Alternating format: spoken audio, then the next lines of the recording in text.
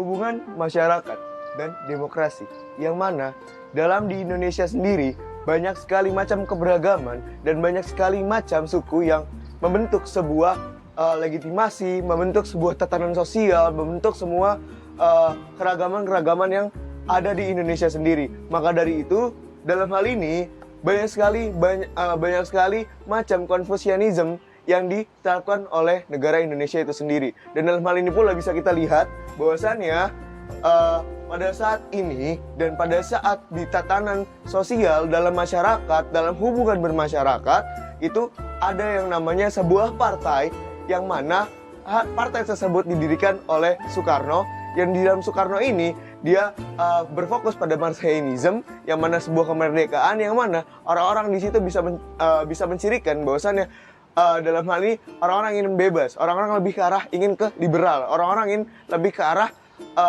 hak-haknya dipenuhi dan lain sebagainya. Dalam hal ini pula, hal itu sering sekali bersinggungan dalam demokrasi. Demokrasi kita sendiri itu ada demokrasi Pancasila. Yang mana dalam demokrasi Pancasila, yang pertama ada ketuhanan Maha Esa, kedua kemanusiaan yang dipimpin dan beradab, ketiga persatuan Indonesia, keempat kerakyatan yang dipimpin oleh hikmat kebijaksanaan dan pemerhatian perwakilan, kelima keadilan sosial bagi seluruh rakyat Indonesia. Maka dari itu, sebuah tatanan sosial sudah ada di Indonesia sendiri. Dan dalam hal ini bisa kita lihat pula bahwasannya Indonesia lebih maju dibanding negara-negara sekitarnya seperti Filipina dan lain sebagainya. Dan dalam hal ini pula, ketika kita membicarakan demokrasi, maka hal yang kita harus pahami adalah apakah di Indonesia ini sudah lebih maju demokrasi ketimbang demokrasi di Barat. Dan dalam hal ini pula kita bisa lihat bahwasannya hubungan masyarakat dan hubungan demokrasi itu sangat berkesinambungan. Dan dalam hal ini pula yang bisa kita lihat bahwasannya kita lihat dari zaman Soekarno.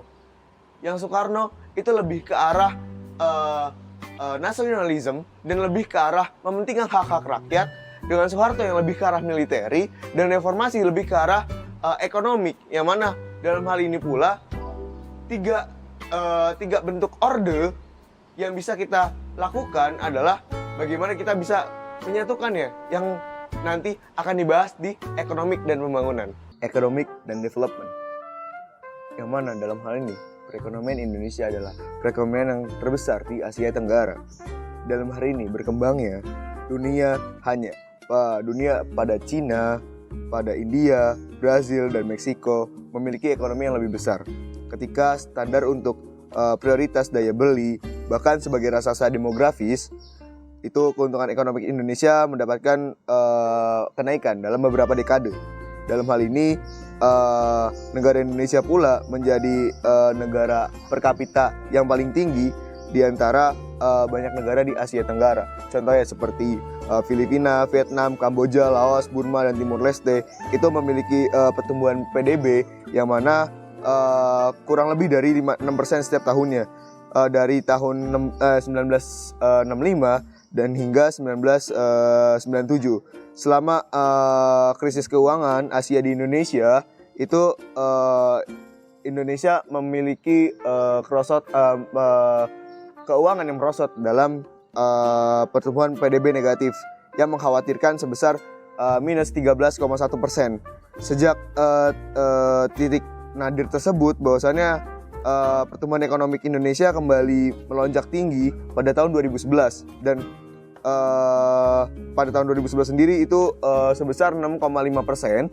Itu bisa ada kenaikan, dan secara ekonomi rata-rata cukup stabil sebesar 5,1% dari pertumbuhan PDB tahunan. Sistem ekonomi Indonesia itu adalah sistem ekonomi revolusioner, yang mana revolusioner ini itu berada di tangan bawah Soekarno, dan dalam demokrasi terpimpinnya itu isolasionis dan xenofobia itu condong memenuhi tujuan ideologis daripada kebutuhan warga negara. Dan dalam hal ini pula dari zaman Soekarno yang lebih ke arah isolasionis dan lebih ke arah demokrasi terpimpin, akan tapi berbanding terbalik dengan dari si Soeharto sendiri. Dari Pak Soeharto itu lebih ke arah demokrasi yang tangan baja, yakni yang sangat mementingkan hierarki, sangat mementingkan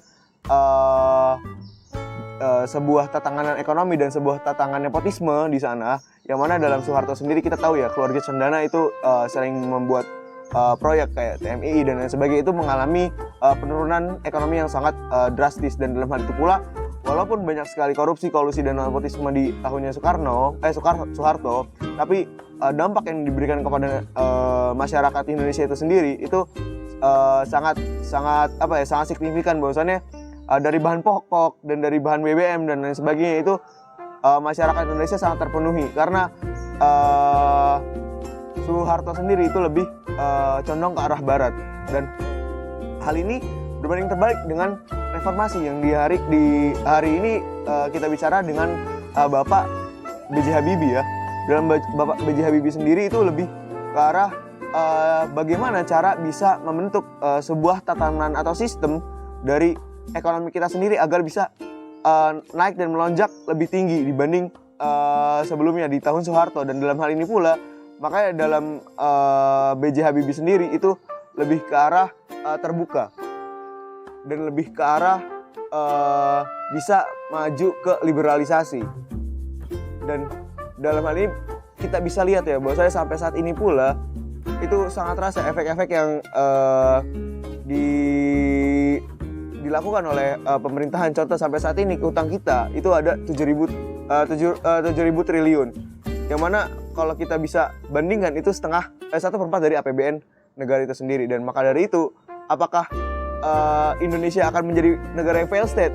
We'll see. Assalamualaikum warahmatullahi wabarakatuh. Waalaikumsalam. Baik, di sini saya akan menjelaskan sedikit tentang sejarah dari negara Indonesia. Jadi Indonesia sebagai kepulauan khatulistiwa yang terbentang seperti seluas Amerika Serikat, Indonesia adalah negara berpenduduk terbesar keempat di dunia. Lebih dari sepertiga penduduk Asia Tenggara tinggal di Indonesia. 11 kelompok etnis besar dan ratusan suku kecil mendiami 6.000 dari 17.000 pulau di negara ini. Hebatnya lagi, lebih dari setengah penduduk Indonesia tinggal di Pulau Jawa, salah satu daerah terpadat di dunia. Meskipun 85% penduduk negara itu secara nominal adalah Muslim, keragaman keyakinan agama dalam suasana Islam ini lebih menunjukkan keragaman daripada kesatuan. Jadi bahkan sebagai negara Muslim terbesar di dunia, Indonesia pun demikian terus dibentuk oleh geografi, bahasa, etnis, dan heterogenitas sosial. Jadi setelah hidup di bawah kekuasaan Belanda selama 350 tahun dan kemudian pendudukan Jepang selama Perang Dunia II, Indonesia sendiri mencari seseorang pemimpin yang dapat menempa persatuan dalam keragaman pada masa pasca kemerdekaan. Orang tersebut adalah Soekarno.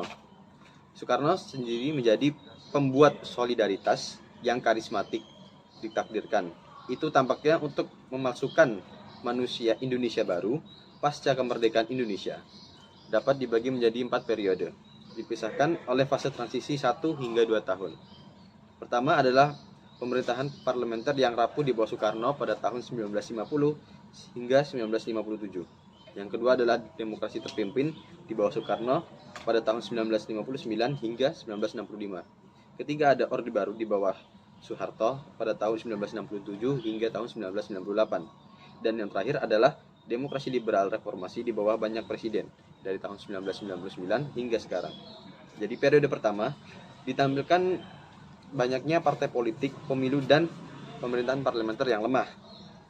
Dan hal ini tidak cocok dengan budaya tradisional Indonesia yang kurang dihargai representasinya, pembentukan kelompok, dan aturan mayoritas. Soekarno sendiri secara kasar menyebut demokrasi sebagai pemerintahan 50% plus 1. Akhirnya institusi kebarat-baratan disalahkan atas ketidakmampuan pemerintah untuk memenuhinya kebutuhan ekonomi rakyat. Jadi akhirnya ketika demokrasi liberal menggelepar, Soekarno bergerak menuju sistem berbasis pada konsep politik tradisional dicampur dan dirumuskan kembali untuk memenuhi tujuan pembangunan bangsa. Hakikat demokrasi terpimpin adalah gotong royong kerjasama, di mana keputusan dapat diambil dengan persetujuan bulat melalui kolaborasi daripada kompetisi. Pemungutan suara gaya barat juga digantikan oleh musyawarah mufakat, metode musyawarah tradisional konsensus dengan Soekarno sendiri sebagai wasit terakhir dan tak tertandingi. Untuk menggalang dukungan bagi demokrasi terpimpin, Soekarno menjadikan nasionalisme landasan ideologi barunya. Soekarno juga memupuk gagasan Pancasila, sebuah istilah yang diadopsi dari bahasa Sanskerta yang berarti 5 sila. Pancasila, falsafah negara yang dinyatakan Indonesia, secara sinkretis menganut paham ketuhanan yang Maha Esa, paham kemanusiaan, nasionalisme, demokrasi, dan keadilan sosial. Secara ambigu mendefinisikan masing-masing, seringkali dalam pidato yang panjang dan berapi-api, visi Soekarno tentang sosiodemokrasi dengan berani memadukan unsur-unsur liberalisme, marxisme, teisme, tradisionalisme, dan modernisme. Yang selanjutnya juga ada Marxisme. Nah, Marxisme ini berfungsi sebagai inti dari filosofi ekonomi Soekarno. Marxisme menargetkan pengalaman pedesaan sebagai jenis sosialisme subsisten. Berasal dari namanya, obsesi narsistik Soekarno terhadap citra internasionalnya sendiri memperburuk kegagalan kebijakan di front domestik, khususnya pengabaian pedesaan. Karya ideologi terakhir Soekarnoisme adalah Nasakom, mungkin lebih bersifat taktis daripada visioner. Diperkenalkan pada awal tahun 1960-an, akronim slogan dianut tripod nilai-nilai sosial, nasionalisme, agama, dan komunisme. Dengan Nasakom, Soekarno secara terbuka memeluk komunis negara itu sebagai bagian dari masa depan politik Indonesia.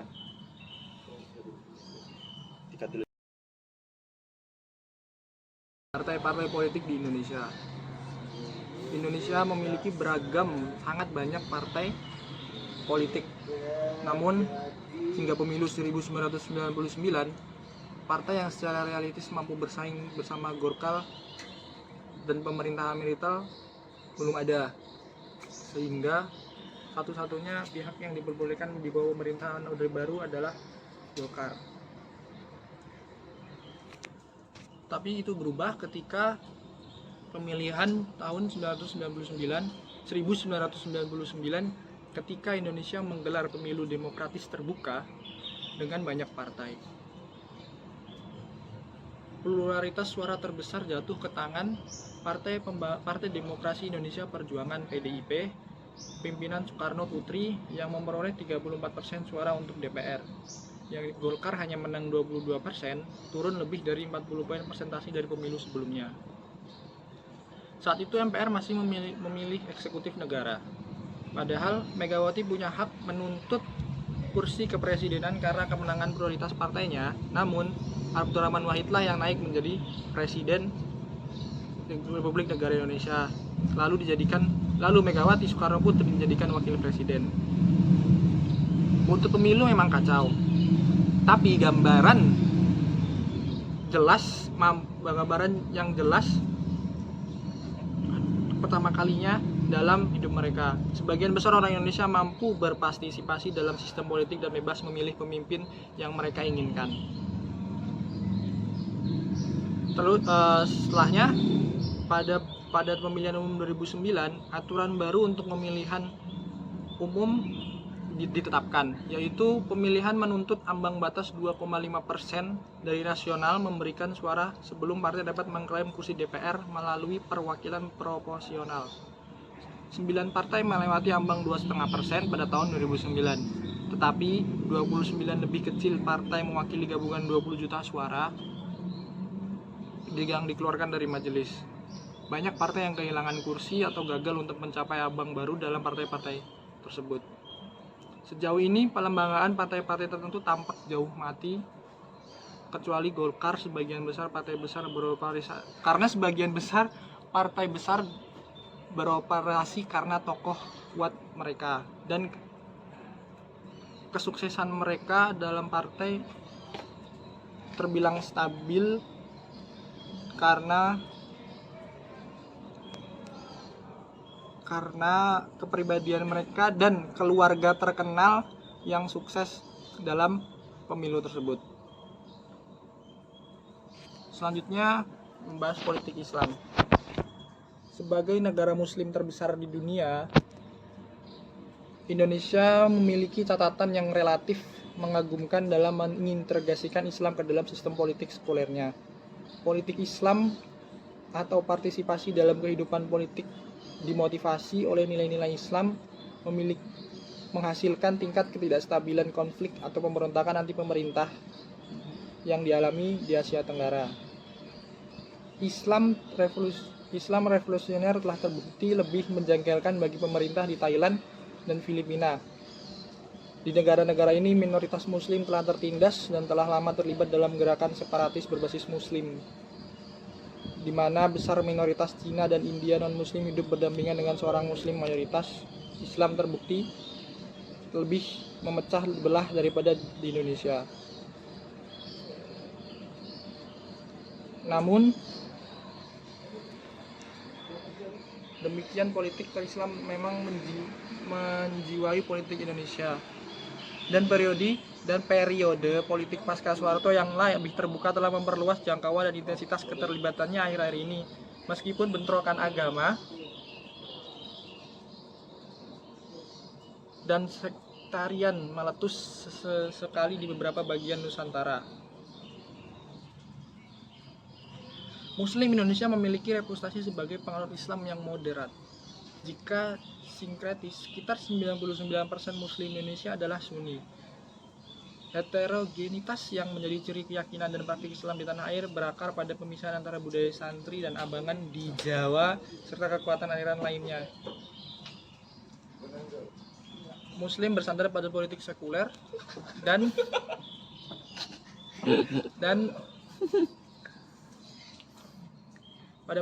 menyerap pengaruh budaya dan tradisi Piyai.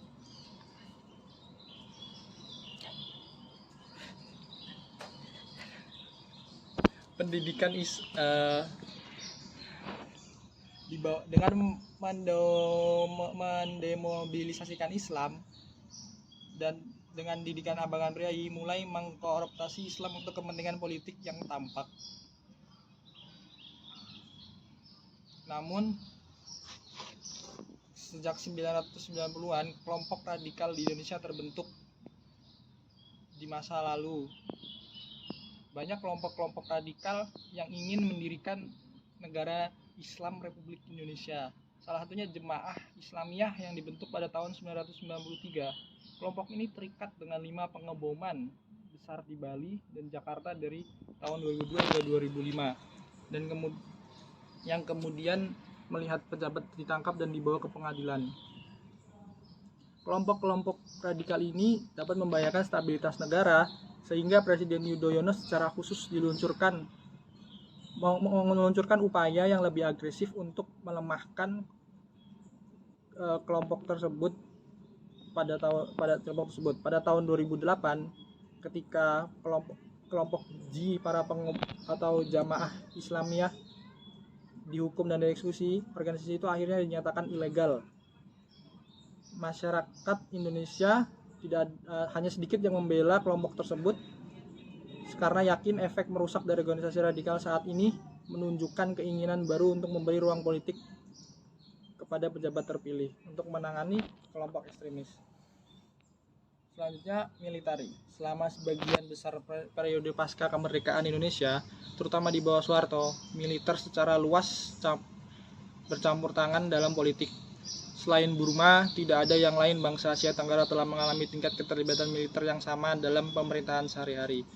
Namun, peran politik Tentara Nasional Indonesia mengalami penurunan secara drastis di era pasca Orde Baru.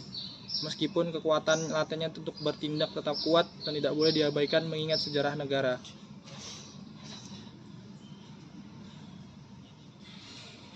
Melalui undang-undang peran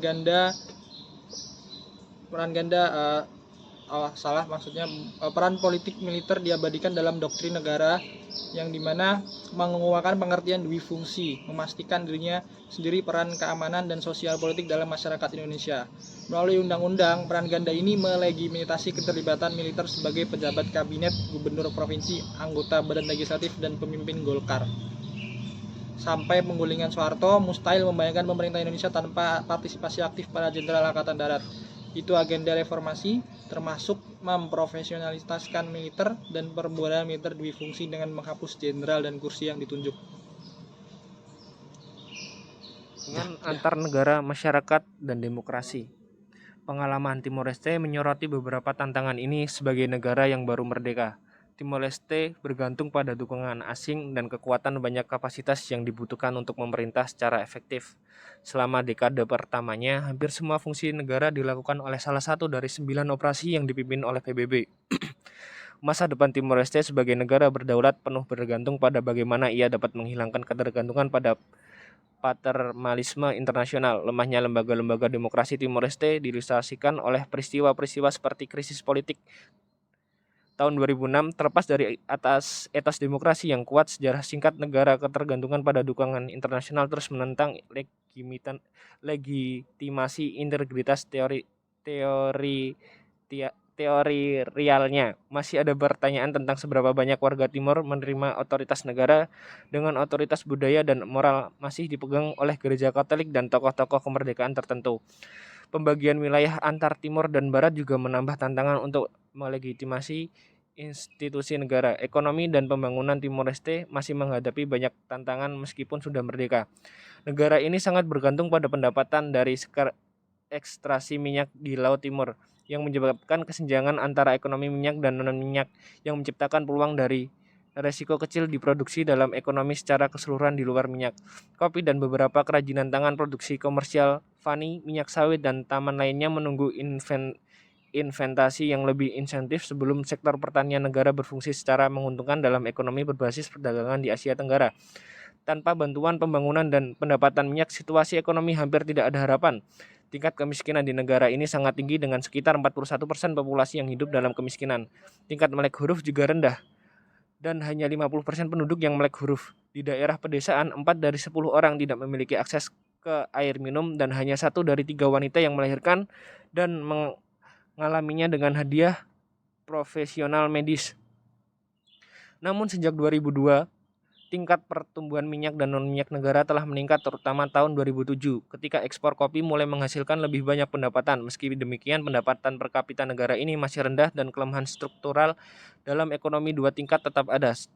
Sektor pariwisata baru mulai berkembang tetapi investasi swasta masih lemah. Hubungan luar negeri Timor Leste terfokus pada hubungan dengan PBB, Indonesia, Australia, dan Cina. Dalam hubungannya dengan Indonesia masih terdapat kontroversi akibat masa lalu. Namun upaya telah dilakukan dengan pembentukan Komisi Timor Leste di Treaty of Friendship pada tahun 2005. Hubungan dengan Australia rumit dan terpengaruh oleh perselisihan perairan teritorial. Namun Australia rela mengembalikan penjaga perdamaian di Dili untuk meredam kerusuhan sipil. Dalam hubungannya dengan Cina, Timor Leste mencari kemitraan dalam memenuhi kebutuhan sumber daya energi dan terdapat peningkatan bantuan asing dari Beijing. Timor Leste juga memiliki hubungan baik dengan Bank Pembangunan Asia dan berharap untuk menjadi anggota ASEAN dan WTO di masa depan.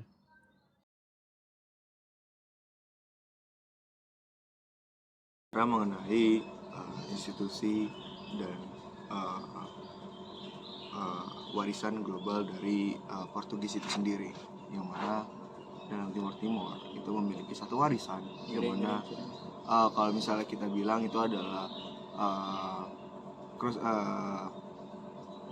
pembangunan dalam gereja, yang mana warisan kolonial Portugis yang paling signifikan adalah agama. 96% penduduk Timor Leste beragama Katolik Roma. Berbeda dengan kehadiran Muslim yang banyak mencirikan wilayah di sekitarnya, yakni ada Indonesia, ada Malaysia, ada Brunei dan lain sebagainya. Akan tetapi di Timor Leste itu berbeda dengan wilayah-wilayah sekitarnya. Tetapi sebagai suara moral masyarakat Timor dan penengah kepentingan Timor, para pemimpin Katolik setempat mengobarkan gerakan perlawanan wilayah, dan yang mana hal itu selama periode prakemerdekaan dan terus berlanjut membentuk negara setelah bernegara. Dalam hal ini, perdebatan mengenai hubungan gereja dan negara merupakan salah satu unsur utama politik pasca kemerdekaan. Ketenggangan atau tendensi antara pemimpin gereja dan Al-Qatiri, seorang veteran Muslim, yang mana veteran juga dan religius, bertahan sampai dia mengundurkan diri di bawah tekanan besar pada tahun 2006. Dan dalam hal ini, meskipun pemerintahan yang dipimpin Fretilin tidak mengejar sosialis, agenda saat berkuasa, tapi para pemimpin gereja sering mencirikan para pemimpin Fretilin atau para pemimpin partai termasuk Al-Qatiri sebagai Marxis, yang mana itu lebih condong ke arah kiri. Dalam beberapa tahun terakhir, gereja telah mengembangkan jalan untuk peran dan lebih kuat dalam politik elektoral. Dalam hal ini kita masuk ke section yang 2, yang mana banyak pemimpin kemerdekaan Timur Leste yang paling berkemuka melanjutkan kepemimpinannya saat genting pada pasca kemerdekaan. Dalam hal ini muncul itu ada perbedaan kelas, yang mana itu ada muncul dari kelas elit mestizo, intelektual, dan pegawai negeri yang dilatih di seminari. Dan para pemimpin ini mengambil isyarat dari politik kiri di Portugal selama tahun-tahun pembentukan mereka di tahun 1970-an. Dan hari ini kurangnya ideologis dari pemimpin sebelumnya, para pemimpin veteran kemerdekaan sekarang berebut posisi di pemerintahan sebagai mitra dan saingan, berharap untuk menavigasi negara muda melalui yang tampaknya tantangan yang tidak dapat diatasi oleh para pemimpin-pemimpin Timur Leste. Dan dalam hal ini pemimpin diantaranya para pemimpin Timur Leste adalah Gus Mau, terpilih sebagai pemimpin negara presiden pertama dan saat ini menjabat sebagai Perdana Menteri. José Ramos Horta, pendiri Fretilin, juga telah menjembatani pra dan era pasca kemerdekaan sebagai aktor politik yang kuat. Dalam hal ini bukti sepenuhnya konsekuensional melahirkan diri dari Timor, yang mana dalam hal ini pula itu ada satu kejanggalan, yang mana di dalam kejanggalan ini ada satu pemimpin yang mana pemimpinnya itu melarikan diri dari Timor itu pada tahun 1975. Dan dalam hal ini pula Ramos Horta melobi pemerintah, legislatif, dan organisasi hak asasi manusia dengan cara tunggal untuk menghasilkan tekanan internasional terhadap rezim Soeharto pada tahun 1988.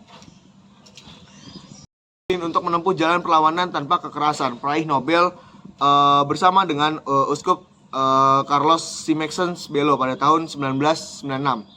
Ramos Horta melayani sebagai presiden terpilih kedua negara itu pada tahun 2012. Dia didominasi untuk pemilihan kembali, tetapi menolak untuk berkampanye di depan umum untuk menghormati lawan-lawan politik yang merupakan mantan gerilyawan Fretilin. Yang berkomentar bahwasannya saya tidak bisa membandingi diri saya dengan mereka, katanya dalam op-ed New York Times. Itu beliau juga bilang bahwasannya mereka telah mendapatkan hak untuk memimpin sebagai kalah dalam pemungutan suara putaran pertama. Dan Ramos Horta kemudian mengundang kedua kandidat putaran kedua untuk berbicara dari hati ke hati, di mana dia memohon kepada mereka untuk mewaringi retorika mereka dan menunjukkan modernisasi yang lebih besar dalam berkampanye mereka untuk kebaikan negara. Yang mereka lakukan ini ada di tahun 2012, dan kekuasaan presiden di Timor Leste diraih dan dialihkan secara damai. Dan dalam hal ini institusi di Timor Leste sendiri, meskipun lemah sebagai institusi, Parlemen Nasional dan negara partai politik adalah kendaraan penting untuk ekspresi dan konsentrasi politik dalam embrio demokrasi Timor Leste. Fretilin itu sekarang sebuah partai politik memenangkan kursi paling banyak, tetapi tidak dapat menemukan mitra dan berusaha untuk membentuk pemerintahan minoritas. Dan pemerintahan minoritas tidak dapat diterima oleh partai-partai lainnya. Parlemen Nasional Unicameral yang beranggotakan 65 orang saat ini memiliki 4 kursi 21 partai yang bertarung secara damai dalam pemilihan umum 2012. Surat suara daftar Partai Perwakilan Proporsional menentukan alokasi kursi secara hukum setidaknya 1 dari 3 kandidat dalam daftar nama partai diperlukan adalah 1 wanita. Dan dalam hal ini meredam dominasi Fretilin adalah pekerjaan partai Sanana Gusmao yang mendirikan Kongres Nasional untuk rekonstruksi Partai Timor sebelum pemilihan nasional 2017. Oke, sekian. Yo, Institution and social groups. Dalam hal ini ada 3 hal yang harus dibahas, yakni Political Court, Independence Leader, dengan National Parliament dan Political Parties. Dan dalam hal ini kita bahas dari Political Court, yang mana warisan kolonial Portugis yang paling signifikan adalah agama. 90% penduduk Timor Leste beragama Katolik Roma, berbeda dengan kehadiran Muslim yang banyak di wilayah sekitarnya seperti di Indonesia ataupun di daerah NTT, NTB, dan lain sebagainya. Dan agama Katolik di daerah Timur justru menguasai di bawah pemerintahan Indonesia karena impresif, monoteistik, terus lebih ke arah yang mana ada monoteistik Pancasila yang mengharuskan warga negara untuk menunjukkan identifikasi agama mereka. Dan itu juga diperkuat oleh para pemimpin lokal yang aktif, yang karyanya diakui oleh Paus Yohanes Paulus II, dan keputusannya untuk berkunjung ke pulau itu bermasalah pada tahun 1989. Dan sebagai suara moral masyarakat Timor dan penengah kepentingan Timor, para pemimpin Katolik setempat mengorbankan gerakan perlawanan wilayah itu selama periode pra kemerdekaan, dan terus berlanjut membentuk negara setelah bernegara. Dan dalam hal ini perdebatan mengenai hubungan gereja dan negara merupakan salah satu unsur utama politik pasca kemerdekaan. Tokoh politik Timor terbagi di mana garis gereja-gereja harus ditarik, seperti Perdana Menteri Mari Alkatiri itu memiliki usulan untuk membatasi pendidikan agama di sekolah umum, memicu kemarahan di antara otoritas gereja dan akhirnya dikalahkan oleh ancaman tersebut dan gangguan sosial. Dalam hal ini terjadi tendensi atau ketegangan antara pemimpin gereja dan Al-Katiri. Seorang veteran muslim, veteran dan religius, bertahan sampai dia mengundurkan diri di bawah tekanan besar pada tahun 2006. Meskipun pemerintahan yang dipimpin Fredrin tidak mengejar sosialis, agenda saat berkuasa pada para pemimpin gereja itu sering mencirikan para pemimpin Fredrin ini adalah pemimpin yang sebagai ke arah